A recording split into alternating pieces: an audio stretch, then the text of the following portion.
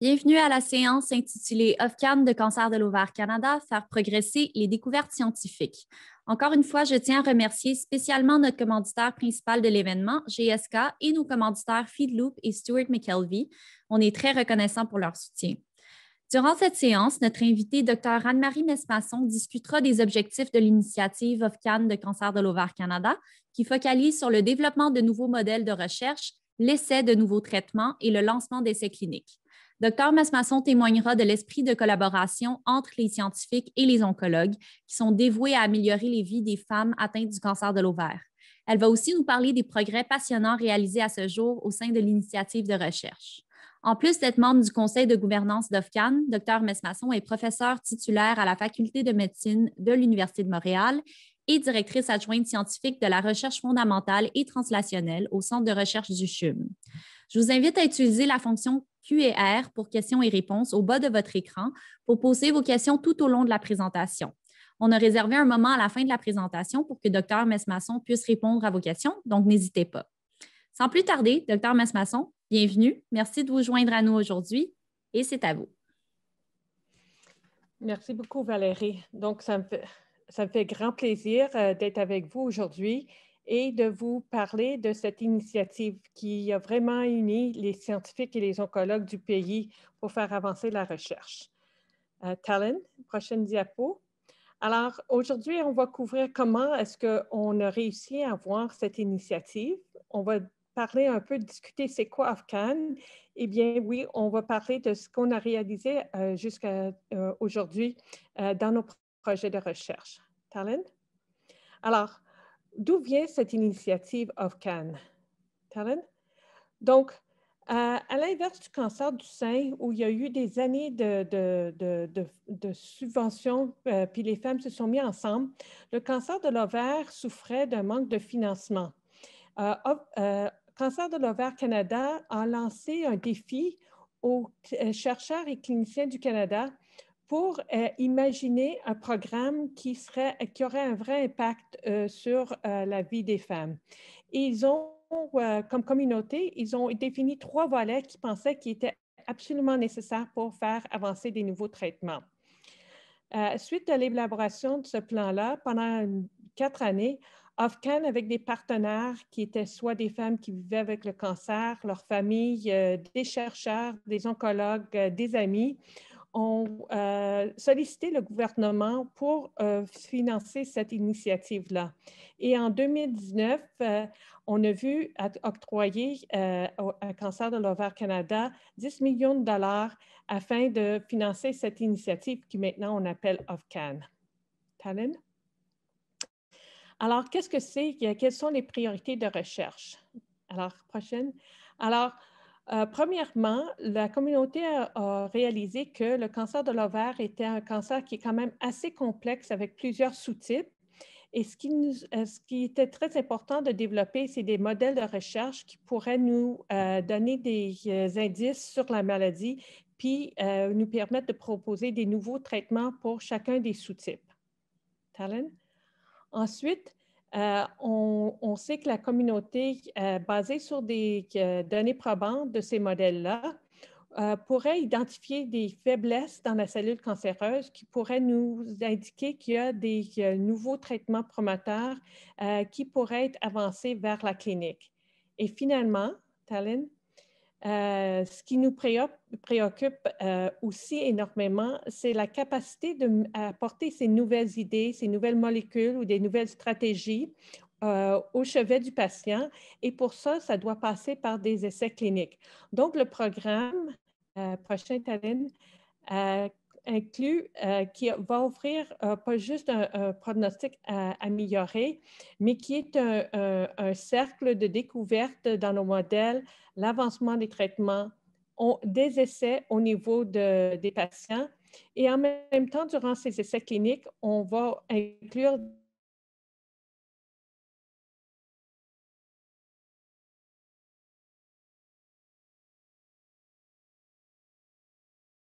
traitement. Prochaine diapo, s'il vous plaît, Talon. Alors, qu'est-ce qu'on a réalisé à ce jour? Donc, le prochain, Talon, la première Le premier objectif, c'était vraiment, on vous a parlé de travailler sur des systèmes modèles.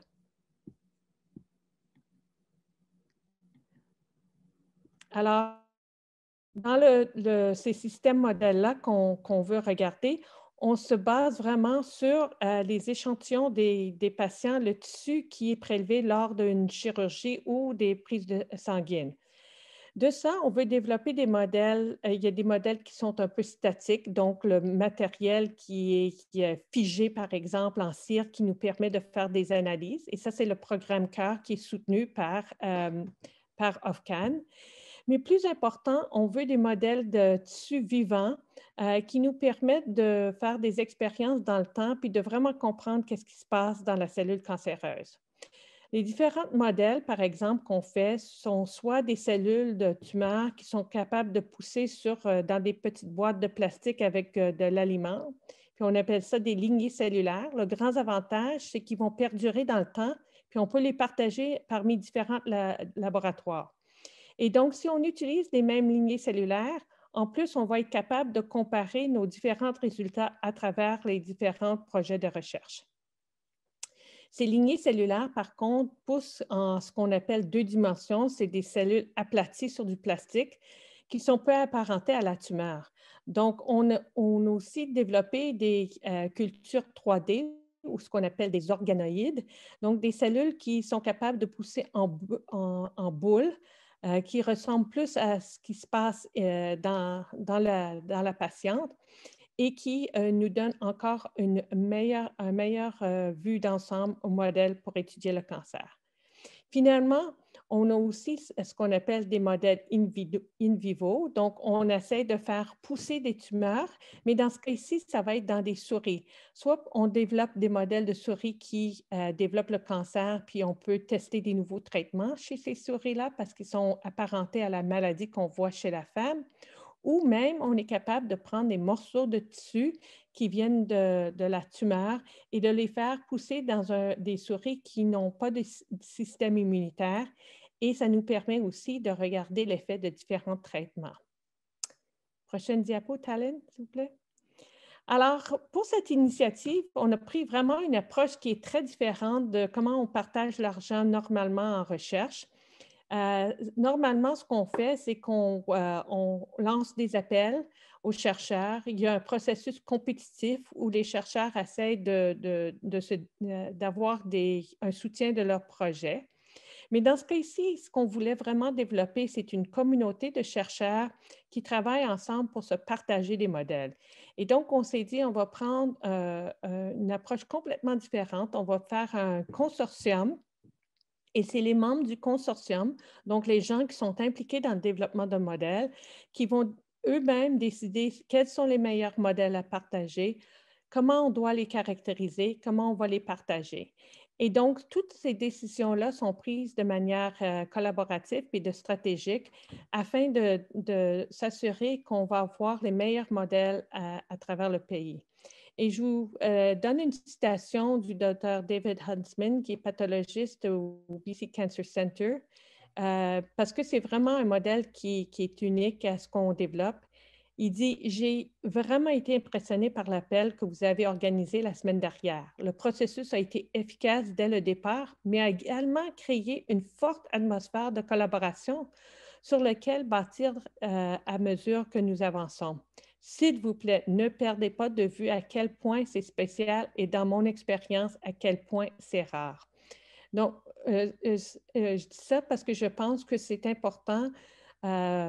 Puis ça nous donne un optimisme de savoir que la communauté est vraiment capable de travailler ensemble, puis on a un objectif partagé entre nous, c'est vraiment d'améliorer le sort des femmes qui sont diagnostiquées avec un cancer de l'ovaire. Prochaine diapo, Talon. Alors, je ne vais pas passer à travers de toutes ces initiatives-là. D'ailleurs, c'est écrit très petit, c'est difficile à voir, mais c'est juste pour vous montrer à quel point on accélère la recherche. Donc, la première année, le financement est arrivé tardivement à cause des signatures qu'on avait besoin de faire avec le gouvernement. Mais dès l'année 2, plusieurs projets se sont enclenchés puis qui continuent à être poursuivis. Et quand on a commencé notre troisième année, qui vient juste de débuter, On a identifié plein de projets supplémentaires qui viendraient aider à l'initiative et tous ces projets-là avancent en parallèle avec des discussions entre les groupes. Prochaine diapo, Thaline. Tout ça pour dire que les modèles qu'on est en train de développer, que ce soit des modèles, ce qu'on appelle in vitro ou dans les cultures cellulaires ou des modèles murins, on vient à s'attaquer pas juste à les formes les plus souvent diagnostiquées, mais vraiment à toutes les différentes formes du cancer de l'ovaire afin d'avancer sur multiples fronts simultanément. Thaline? Je voulais prendre une minute pour vous parler d'un système modèle qui est un peu différent parce que dans les modèles qu'on est en train de développer, on va les partager les uns entre les autres. Donc, des lignées cellulaires qui sont développées à Montréal seront partagées avec les groupes en Colombie-Britannique, par exemple. Mais il y a certains modèles qui sont plus difficilement partageables, mais qu'on a trouvé des façons de les partager pour aider la communauté générale. Ce modèle ici, c'est un modèle où c'est basé sur l'idée qu'on peut prendre des tissus lors de la chirurgie. On peut les couper en petits morceaux qu'on appelle des MDT pour des tumeurs microdisséquées. Et sur des appareils microfluidiques, on est capable d'introduire ces petits morceaux-là dans les canaux. Dans ces canaux-là, on peut ajouter soit différents traitements, puis de voir si la tumeur répond oui ou non. Et pour nous, c'est bon, un modèle pour justement pour la recherche, mais aussi pour une médecine personnalisée, un jour pouvoir prédire à quel médicament une patiente va répondre bien avant qu'on l'introduise chez la femme. Et si vous êtes intéressé, il y a une session plus tard aujourd'hui avec les nouvelles chercheuses, la prochaine génération. Ça va être discuté plus en détail. Prochaine diapo, Thaline.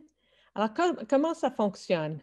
Alors, c'est un petit vidéo ici qu'on vous montre où on reçoit le tissu qui vient de la pathologie. Il est coupé en petites tranches qui sont soit avec un scalpel ou en machine.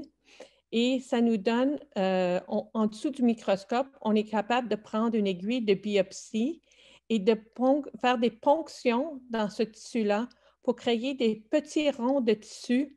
Et à partir d'une tumeur, dans la journée, on est capable de produire de 400 à 800 de ces petites tumeurs-là.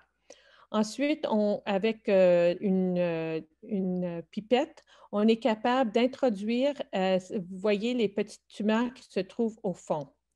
Une fois qu'on les a traités avec un thérapeutique, à ce moment-là, on peut fixer le tissu à l'intérieur du dispositif et on peut colorer le tissu parce qu'il est tellement petit, si on ne le colorait pas, on le perdrait de vue à l'œil nu.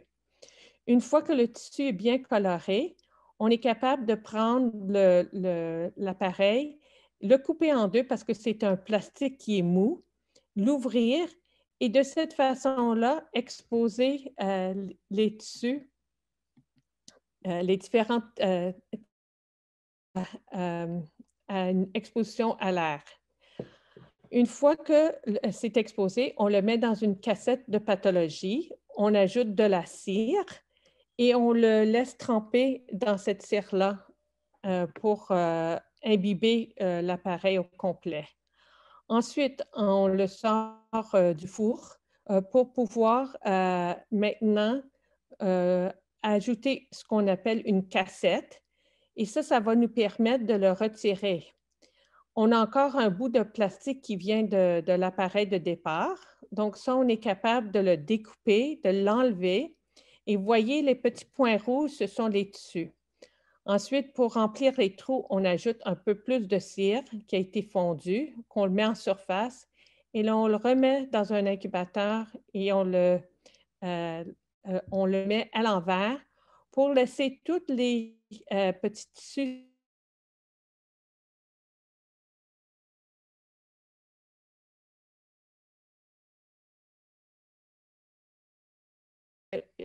comme on retrouve les tissus département de pathologie. Et donc, toutes les applications qu'on pourrait avoir au département de pathologie, on est capable de maintenant faire avec ce tissu. Prochaine diapo, Talen.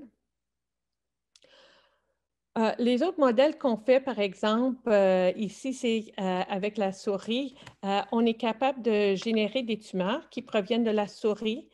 Ces tumeurs-là peuvent être prélevées, découpées en petits morceaux et remis dans des souris qui ont exactement le même fond génétique, qui nous permet de tester différentes molécules sur la même tumeur en multiples souris pour pouvoir avoir une bonne idée de la réponse thérapeutique. Donc, et l'avantage des tumeurs de souris, c'est parce que quand on regarde des tumeurs humaines, c'est dans des souris qui ont perdu leur système immunitaire. Donc, on ne peut pas tester des nouvelles immunothérapies qui pourraient être très intéressantes pour les patients qui ont le cancer. Mais dans ce cas ici, parce que c'est des tumeurs de souris qui ressemblent beaucoup à la maladie humaine, on est capable d'aussi tester des immunothérapies. Prochaine diapo. Et comme vous pouvez voir par cette expérience-là, c'est peut-être un peu difficile à voir, mais dans le cliché de gauche, ce qu'on voit, c'est qu'on a traité des souris avec ou non avec une immunothérapie utilisant un anticorps qui s'appelle anti-PDL1.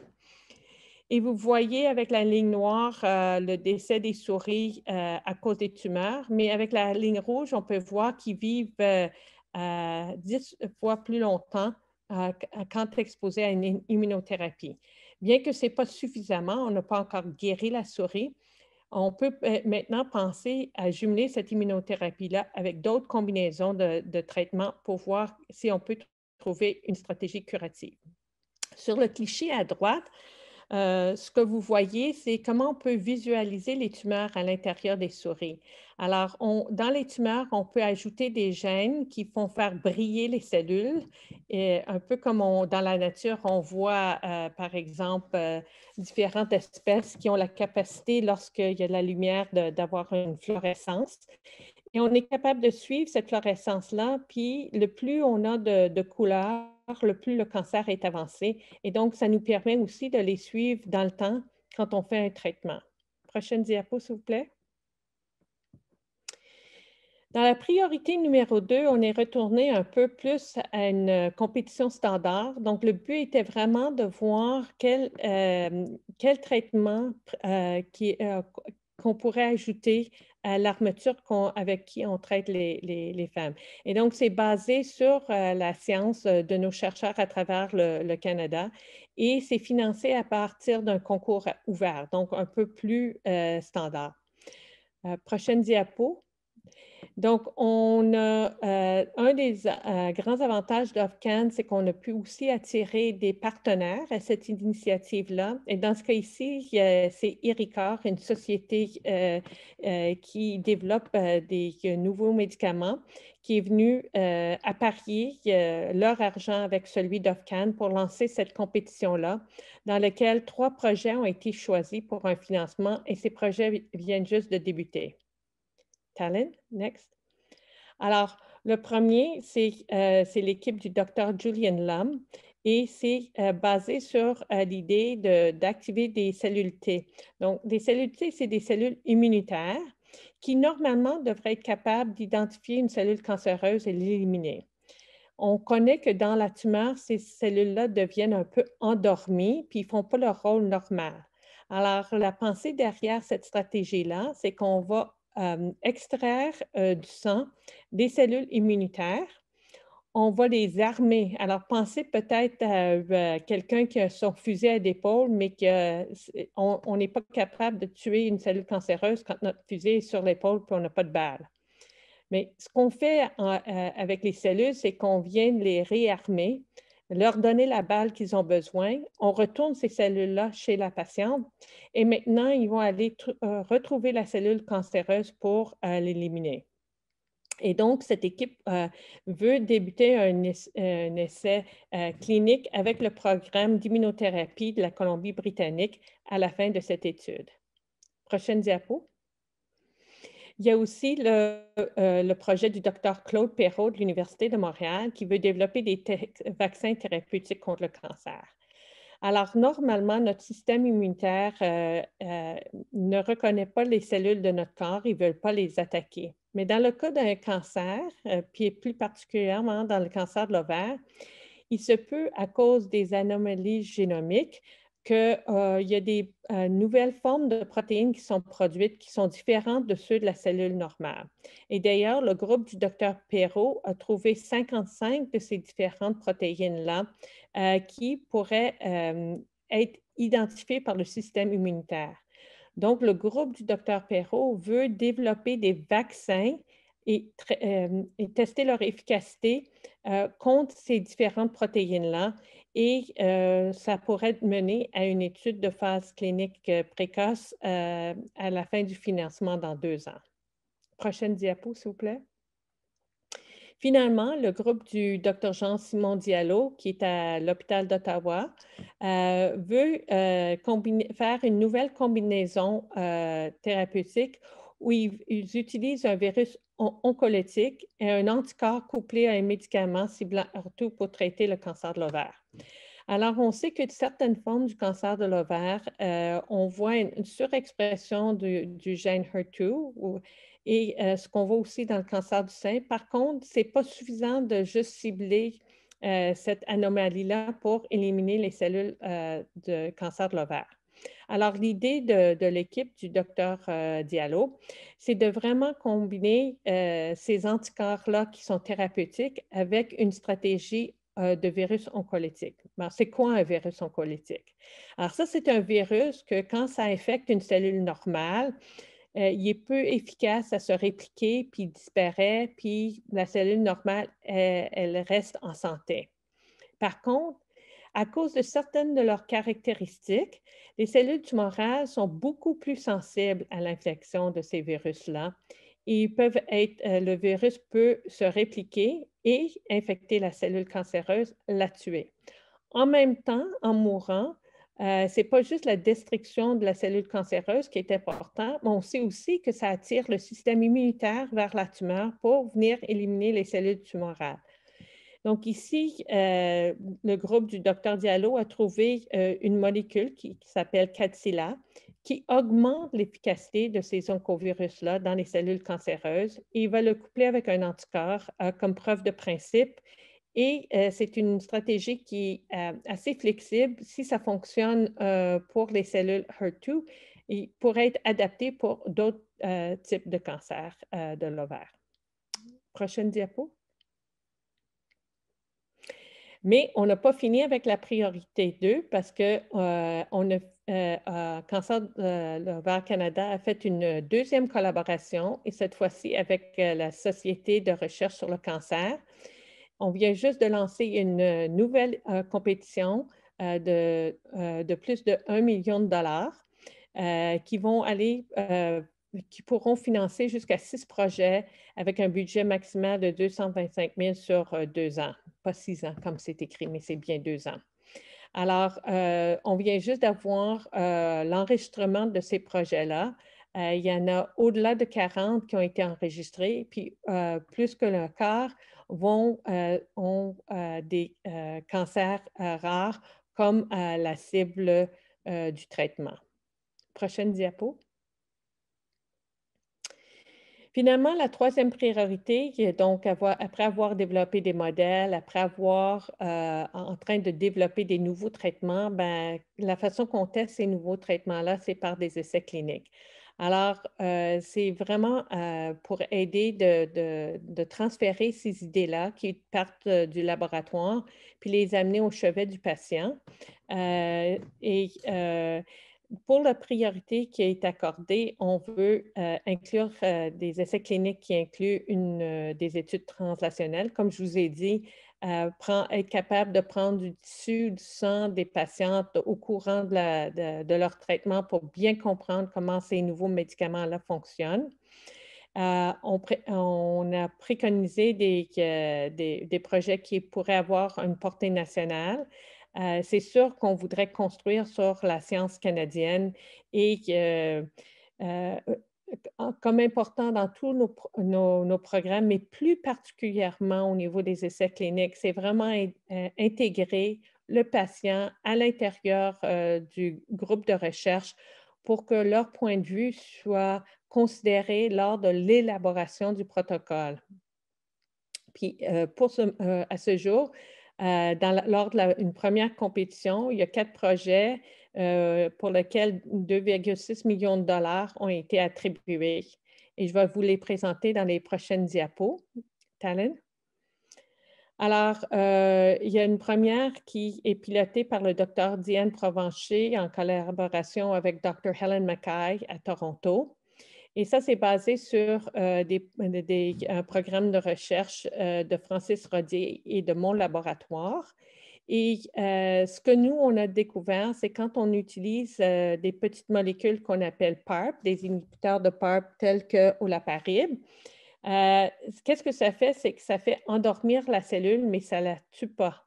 Il devient ce qu'on appelle sénescent.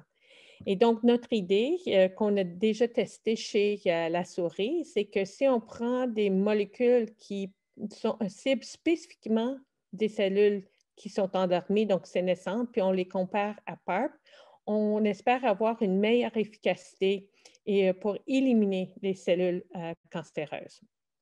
Et donc, l'objectif est de recruter 30 femmes et de faire des essais. Jusqu'à date, on a sécurisé les médicaments qu'on a besoin des compagnies pharmaceutiques.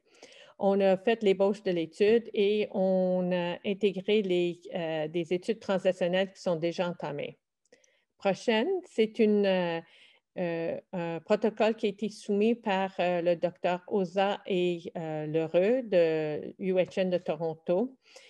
Et c'est encore basé sur ces nouvelles molécules-là, les inhibiteurs de PARP, qui étaient introduits suite à la chirurgie. Donc, l'idée ici, c'est de voir est-ce que ça serait mieux de traiter avec ces inhibiteurs de PARP avant la chirurgie, et ça, c'est l'essai NEO. Jusqu'à ce jour, 41 femmes ont été recrutées à cette étude et l'analyse du génome sur les 4 premiers patients ont commencé.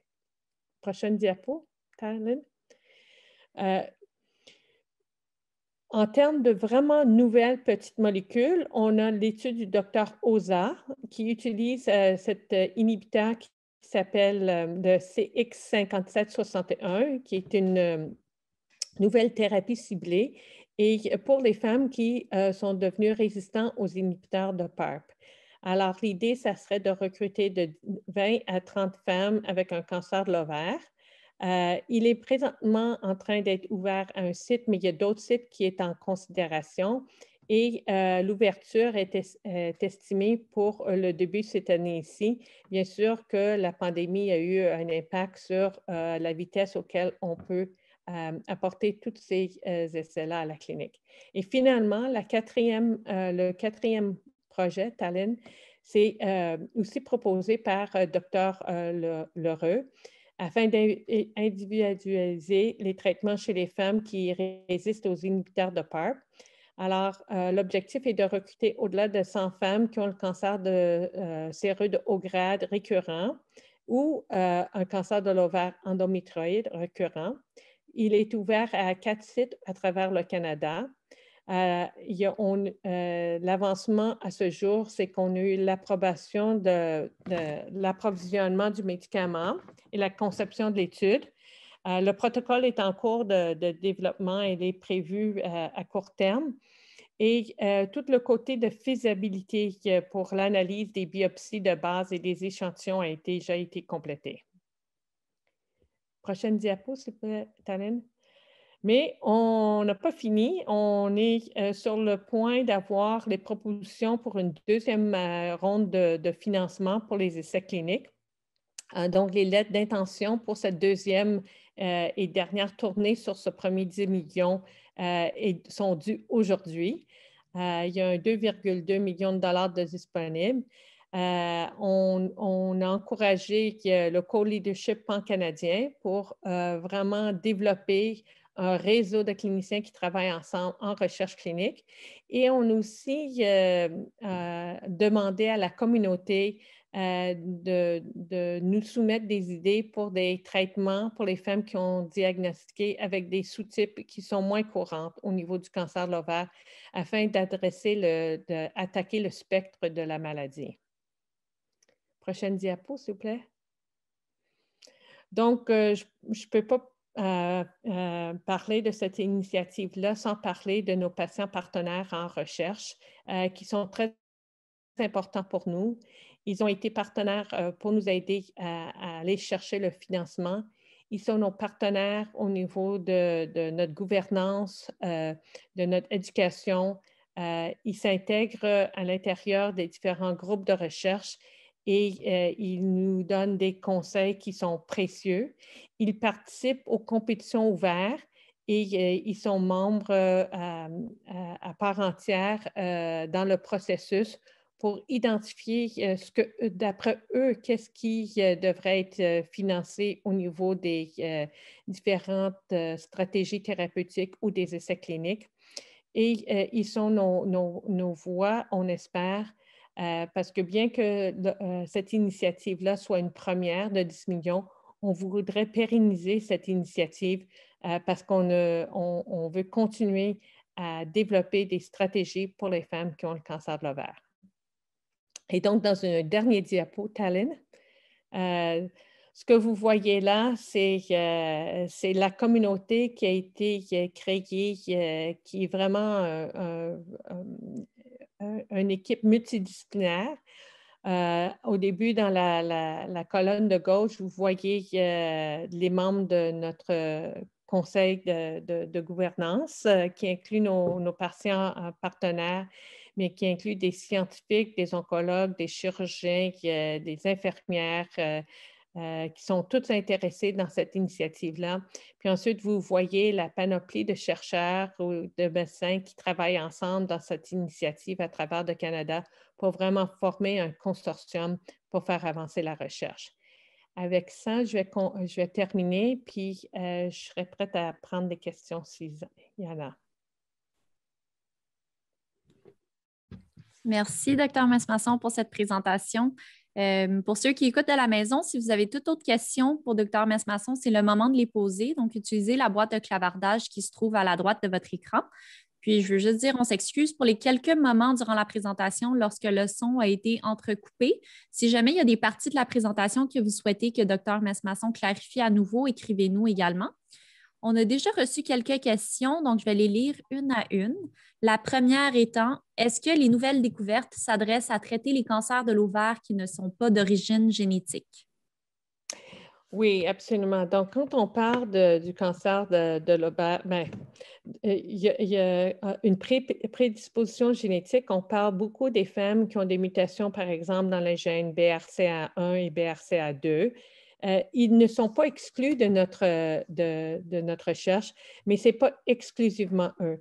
Donc, 90% des cancers sont des cancers qu'on appelle ça des cancers spontanés, où il n'y a pas de prédisposition génétique. C'est sûr qu'à l'intérieur de la cellule cancéreuse, il y a des anomalies génomiques, mais ça forme la grande partie des cancers et ils sont tous incorporés dans la recherche qui est soutenue.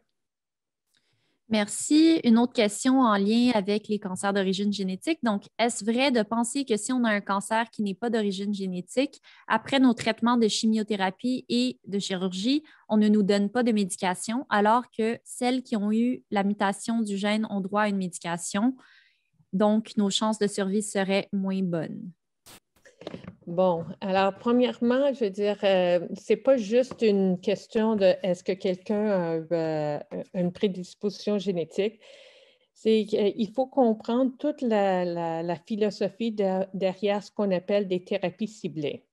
Donc, quand on parle de thérapie, on essaie de trouver des stratégies qui font faire disparaître la cellule cancéreuse, mais qui va aussi protéger les cellules normales. Donc, c'est toujours le contraste entre le cancer et le normal qu'on cherche à regarder. Dans une chimio qu'on appelle cytotoxique, donc paclitaxel, cisplatin, ce qui est une première ligne qui est souvent utilisée, on prend avantage d'une caractéristique de la cellule tumorale, c'est qu'elle peut pousser très rapidement, tandis que les cellules normales ne poussent pas si rapidement. Donc, on inclut des poisons, puis les cellules qui se divisent rapidement sont tuées par le poison.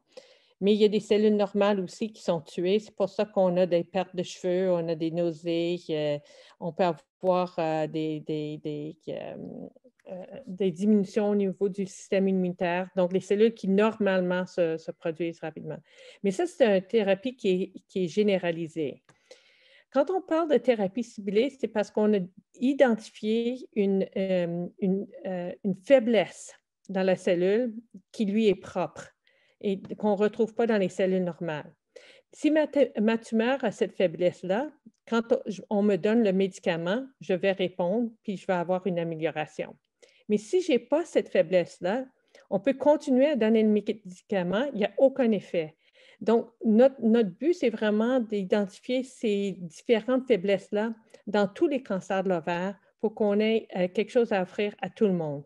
Présentement, oui, c'est vrai que ceux qui ont des mutations en BRCA1, BRCA2 ou dans d'autres gènes qui affectent la réparation de l'ADN, on peut utiliser l'olaparib.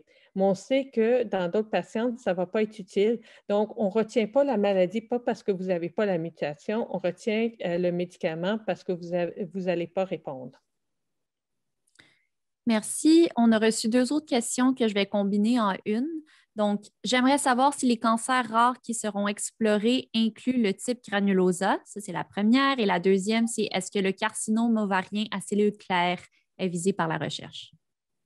Donc, la réponse est oui pour les deux. Premièrement, je veux dire, un de nos grands défis pour le granulosa, c'est de développer des modèles pour faire des découvertes. Donc, ça fait partie. Ils ne sont pas exclus non plus dans nos initiatives de médicaments. Puis, je peux vous dire que pour les cellules claires, on a revu les demandes qui ont été soumises. Puis on sait qu'il y en a plusieurs qui visent particulièrement les cellules claires. Merci. Puis, la dernière question pour l'instant, c'est est-ce qu'il existe des recherches pour trouver un test de détection et aider à prévenir la maladie?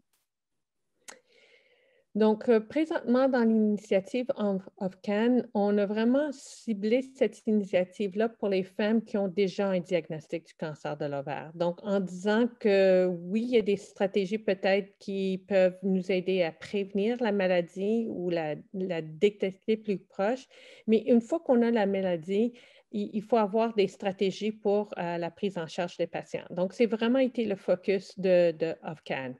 Ceci étant dit, il y a des groupes à travers le monde qui travaillent sur des stratégies de dépistage précoce, surtout par, on appelle ça des biopsies liquides, par des prises de sang qu'on serait capable de reconnaître. On sait que par imagerie, ça ne fonctionne pas.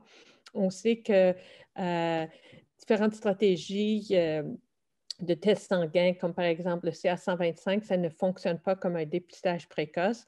Mais il y a différents groupes, incluant des groupes au Canada, qui essayent et qui continuent d'essayer de trouver des stratégies pour la détection précoce.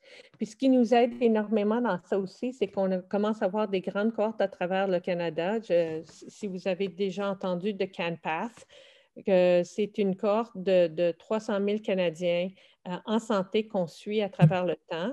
Certaines de ces femmes-là, dans la cohorte, ont développé ou développeront le cancer de l'ovaire et les prises sanguines qu'on prend avant la maladie vont servir comme un substrat très précieux pour justement tester différentes stratégies pour la détection précoce.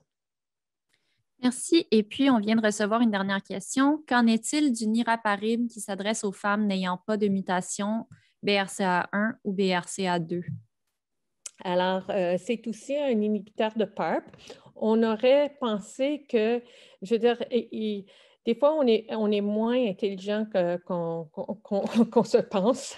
La stratégie avec olaparib était vraiment de dire, bon, c'est la réparation de l'ADN double brin qui est influencée par ces mutations-là. C'est chez ces femmes-là que ça va fonctionner. Ce qu'on reconnaît, c'est qu'avec des inhibiteurs de PARP plus puissants, on est capable aussi de toucher d'autres cancers, pas juste ceux qui ont des mutations, ce qu'on appelle HRD deficient ou vraiment réparation d'ADN double vrai, parce que ce n'est pas la seule voie de réparation. Il y a plusieurs autres voies par lesquelles la cellule peut se réparer. Et on comprend de plus en plus que dans les cellules de cancer de l'ovaire, plusieurs de ces voies-là peuvent être touchées. Donc, on ne connaît pas tous les gènes qui sont mutés. On n'est pas vraiment capable de prédire qui va répondre, mais avec une des raisons pourquoi ça a été utilisé de façon plus large, c'est une reconnaissance qu'on n'est pas toujours capable de prédire qui va répondre ou non, juste basé sur l'analyse de quelques gènes dans le génome. Et ça revient un peu à le modèle que je vous ai parlé du microétalage des MDT dans du microfluidique.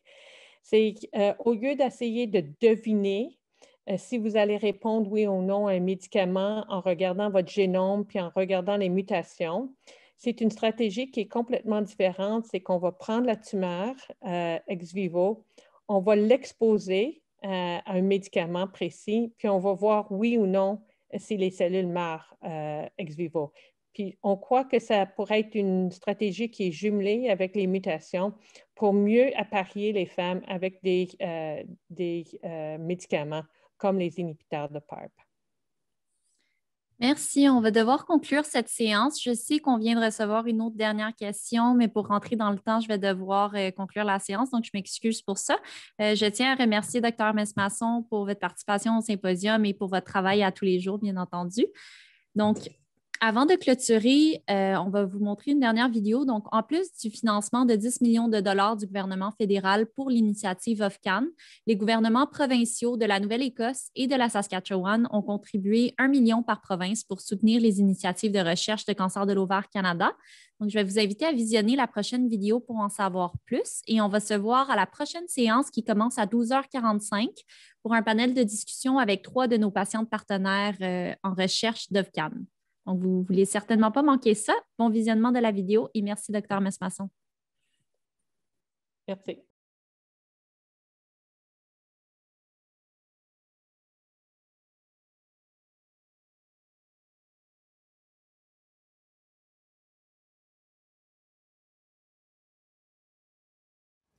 My name is Laura Hopkins, and I'm a gyne-oncologist and provincial lead for gynecologic cancer in the province of Saskatchewan. I'm excited to provide an overview of our planned initiatives for women with ovarian cancer. The first project focuses on opportunistic self-injectomy. This is the very best way to prevent the most common type of ovarian cancer. We did a survey in this province and found that only 36% of practicing OBGYNs offer opportunistic self-injectomy for women at the time of cesarean section when they request permanent contraception. We intend to implement an education initiative to increase this practice in the province. The second project is focusing on the management of anemia in ovarian cancer patients on treatment. We know that about 30 to 60% of all women with all stages of ovarian cancer develop anemia at some point during their care. This initiative is going to be organized as a randomized controlled trial. The control arm will be management of anemia according to physician discretion, which is the current standard of care. And the experimental arm will be management of anemia using intravenous iron supplementation. We intend to look at quality of life and as well overall survival as outcomes. The third initiative we have concerns the educational needs of women with ovarian cancer in the recurrent setting. We'll plan to survey women and find out how we can improve the types of care initiatives and recommendations that we offer women at this stage in their disease. And finally, we plan to implement tumor testing and precision medicine in ovarian cancer care.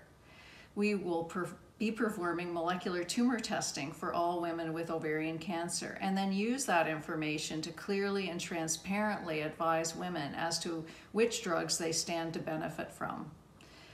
We already have the wherewithal and the ability to use genomics in cancer care, and it's time to get started. Creation of the first tumor bank in Saskatchewan is linked with this study, and we'll soon be able to select women for clinical trial participation based on the findings from analysis of their own specific tumor.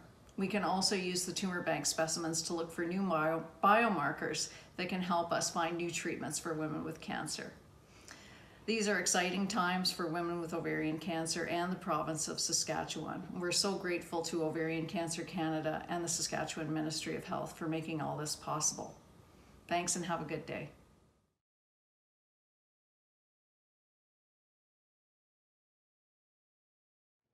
Hello and happy World Ovarian Cancer Day. I'm Katrina Kieser, part of the Division of Gynecologic Oncology here in Nova Scotia. As many of you know, our Premier a few years ago donated $1 million to ovarian cancer research, and we've had an exciting group come together over that, a group of basic scientists, including immunology and genetics, epidemiologists, geneticists, and our clinical group as well of gynecologic oncologists. Over our meetings, there have been some exciting thoughts and progress in terms of our plan for the future. We've already got a tissue bank going and are able to contribute both to local research with this as we move forward, as well as national research, period.